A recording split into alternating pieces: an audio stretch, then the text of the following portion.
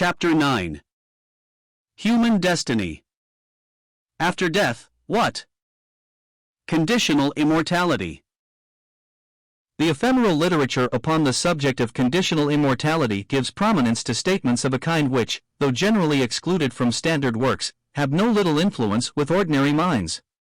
It is urged, for example, that the judgment upon sin was the death of the soul, and, it is added, the meaning of this can be realized by analogy, for just as the body is dissolved, and ceases to exist as a body, so shall it be with the soul. But this is to allow ourselves to be misled by using words in a loose and popular sense, unwarranted by Holy Writ. Scripture never speaks of the death of the soul. To quote in opposition to this the statement, "The soul that sinneth, it shall die," is to trade upon the language of our English Bible. The word in the original means merely the person, the individual. The Father is not to suffer for the Son, nor the Son for the Father, but the person who sins, he shall die. 1. Neither does the Scripture speak of the death of the body. In our English version we read of dead bodies, but not in the original. If our thought be of natural death, the body comes into prominence, if of spiritual death, the soul. But in either case it is the man who dies, not his body, or his soul. 2. It is urged again that just as a branch may continue to live for a time after it has been severed from the tree, so the sinner may exist for a time apart from God, but that when separated from Him who is the fountain of life, he must, sooner or later, fade out of existence.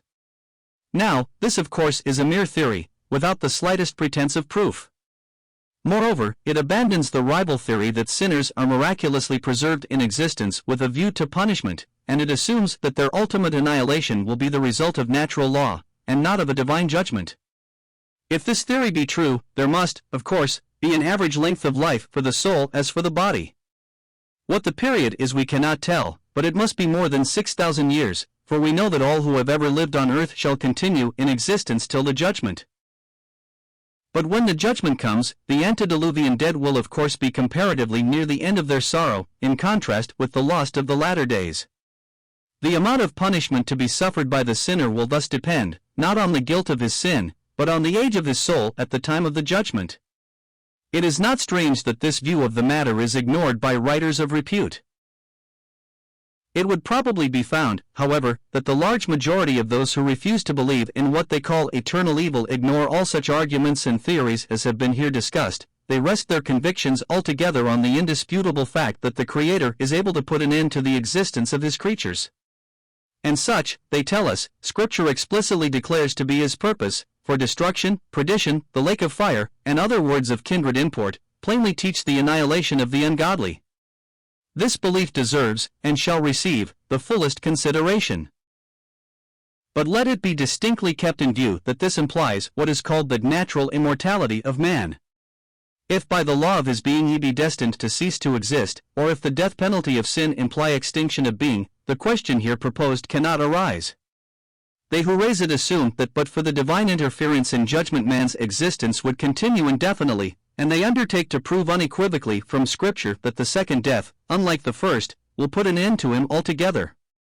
According to them, the element of the miraculous is not in the preservation of the sinner for the judgment, but in his annihilation in and by the judgment.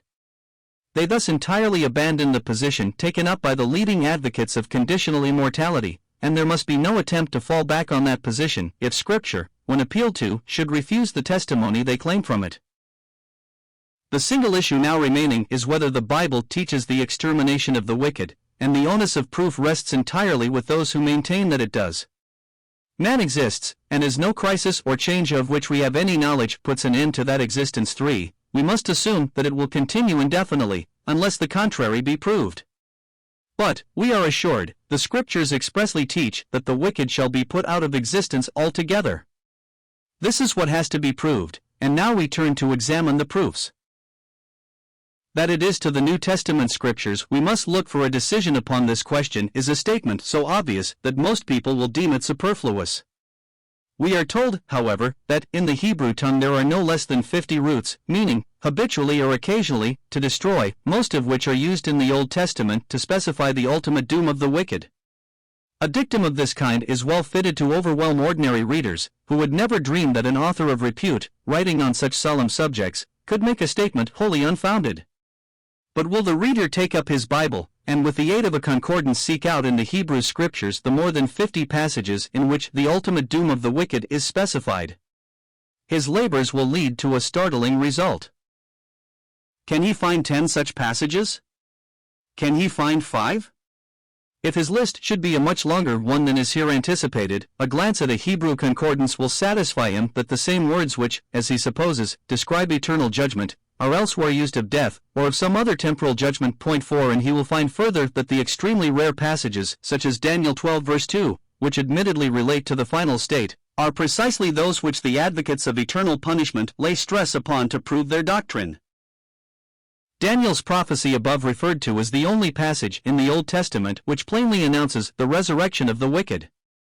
And when in the Epistle of Jude the inspired writer seeks a prophecy of the great judgment to come, he finds it in the words of Enoch, outside the canon altogether. Account for it as we may, the silence of the Old Testament scriptures as to the final state is one of the most striking features of the revelation. It is not merely life and immortality which have been brought to light by the gospel, it is there also that the dark alternative has been plainly revealed. But even those who would reject the position here assumed as regards the scope of the Old Testament, would freely admit that the ultimate appeal must be to the New.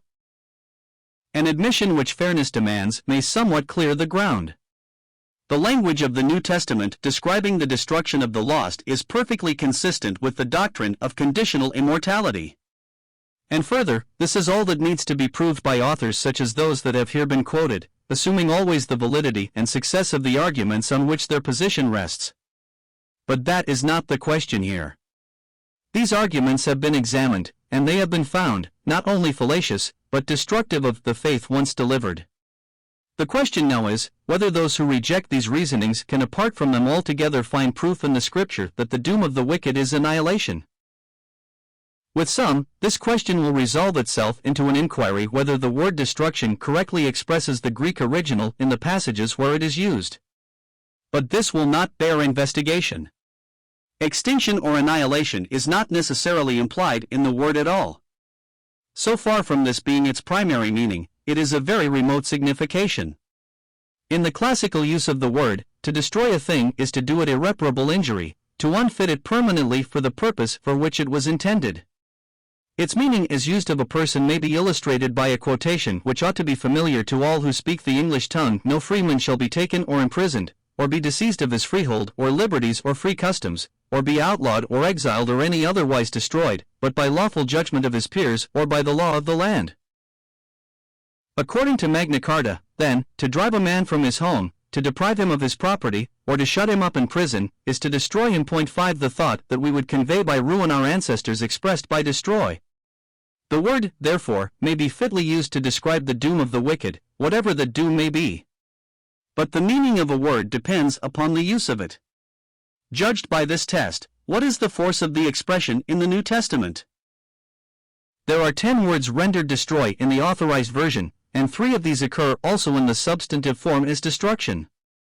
A full list of these words will be found in the appendix, but there are only 3 of them which need be noticed here, as these alone are used to describe the final state of the lost. We read in 2 Thessalonians 2 verse 8, that at his coming the Lord shall destroy the lawless one, the Antichrist. The word here used, katarjo, occurs again in Hebrews 2 verse 14 of the destruction of the devil at and by the death of Christ. It means to render powerless, or useless, or inoperative, Rom 3:3, 31, xgr, and hence to do away, or destroy, in the Magna Carta sense. The same word is used of death in 1 Corinthians 15 verse 26 and 2 Timothy 1 verse 10. For the believer, death was destroyed de jure at the cross, and will be abolished de facto in the glory. The thought of annihilation cannot be imported into this word at all. The next word, a very much stronger term for destruction, is used for natural death in the only passage where it occurs as a verb. 4 times only it is used as a noun, olethros, and in each of these the word ruin would exactly convey the thought intended. In 1 Corinthians 5 verse 5, a certain person is delivered to Satan for the destruction of the flesh, albeit we find in 2 Corinthians 2 verse 6 that this same person, having profited by his punishment, was restored to the fellowship of the church. In 1 Thessalonians 5 verse 3 we are told that at the advent of Christ sudden destruction shall come upon the ungodly. Is this annihilation?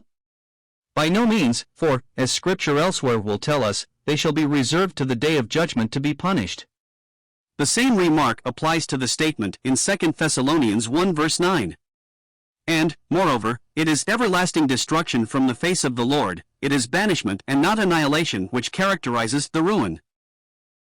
In the last remaining passage where this word occurs, St. Paul declares that the lusts begotten of money worship drown men in destruction and perdition. Is this annihilation? And yet the Greek language contains no stronger terms to express the idea. Point 7. The word rendered perdition in the verse just quoted is the last which claims mention here. It is perhaps the most important of all. The noun, apolia, occurs 20 times, the verb, apolumi, 92 times, in the New Testament. A reference to the concordance will show that it is sometimes used as a synonym for death in the ordinary sense, and in several passages it describes the present state of the impenitent. Christ came to save that which was lost. In the parables, the sheep was lost, the piece of silver was lost, the prodigal son was lost. So in every passage where the subject or the context enables us to fix the meaning with certainty, the word means a condition of existence, not a ceasing to exist. Point 8. He who gives a cup of cold water to a disciple shall in no wise lose his reward. Christ was not sent but unto the lost sheep of the house of Israel. If a man put new wine into old bottles, the bottles will be marred. The thief cometh not, but for to steal, and to kill, and to destroy.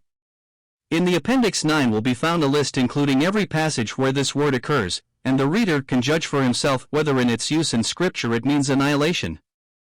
And let it not be forgotten that if the words here noticed fail to convey that idea, the Greek language has none other to express it. Point 10. But the lake of fire, is not that annihilation? How can any creature live in the midst of fire? The question need not be discussed, neither need we consider whether fire be here a figure, as elsewhere in Scripture, to express fierce trouble and judgment. These are speculative inquiries. The practical question which concerns us is settled beyond dispute by the plain testimony of Scripture. In the judgment scene of the 25th chapter of Matthew, the eternal fire is expressly called eternal punishment, and though the word rendered punishment be denied its classical meaning of corrective discipline, it cannot possibly signify annihilation. Point 11. The Lord's words in the narrative of Lazarus and Dives are plainer still. The sinner is there represented as in a condition of conscious and active existence in hell. Point 12, and still more definite is the language of the very Scripture where the lake of fire is mentioned. Point 13, the devil is to be cast into the lake of fire. This, therefore, must be the fire prepared for the devil, spoken of in Matthew 25 verse 41. And it is declared that the devil, the beast, and the false prophet shall be there tormented forever and ever. If such language can be construed to signify sudden annihilation, words may mean anything. This, moreover, is what Scripture declares will be the second death.